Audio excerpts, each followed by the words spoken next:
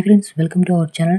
AP CM Nara Chandrababu Naidu గారు తల్లికి వందనంకి పథకంపై సంబంధించిన ఒక సంచలన నిర్ణయం అయితే తీసుకున్నారు.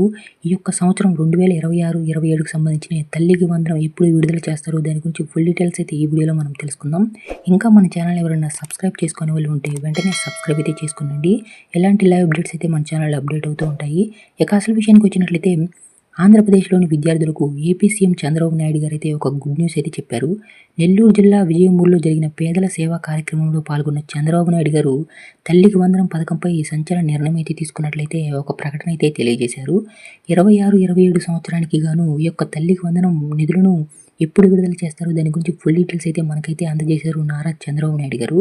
ఇక ఆ డీటెయిల్స్ మనం కనుక చూసినట్లయితే ఈ యొక్క నిధులను అయితే మనకి జూన్ మొదటి వారంలో అయితే విడుదల చేస్తామని అయితే తెలియజేశారు నారా చంద్రబాబు నాయుడు గారు. పాఠశాలలకు వేసవిశాలి అనంతరం అంటే జూన్ 12వ తారీఖున పాఠశాలలు పునఃప్రారంభం కానున్నాయి.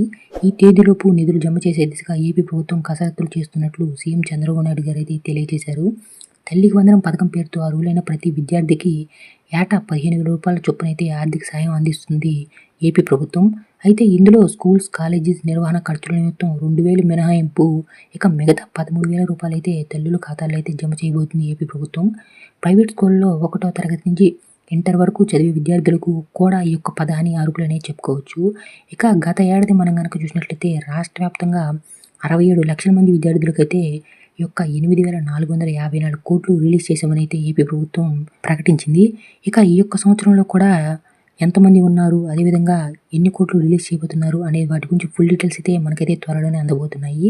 ఇక ఈ యొక్క పథకం మీకు మొదటి విడతలోనే రావాలి అంటే ఎటువంటి అవాంతరాలు లేకుండా మీకు కనుక రావాలి అనుకుంటే మీరు ముఖ్యంగా ఈ యొక్క 2 పనులు అయితే వెంటనే అయితే చేసుకోండి. ఈ యొక్క బ్యాంకుకి కేవైసీ ఎవరైతే ఇంకా చేసుకోవాల్సి ఉందో వాళ్ళు వెంటనే కేవైసీ అయితే చేసుకోండి. ఇక అదేవిధంగా విద్యార్థులకు 75% హాజరు ఉన్నట్లయితేనే ఈ యొక్క అమౌంట్ అయితే రిలీజ్ చేస్తామని ఏపీ ప్రభుత్వం తెలియజేస్తుంది.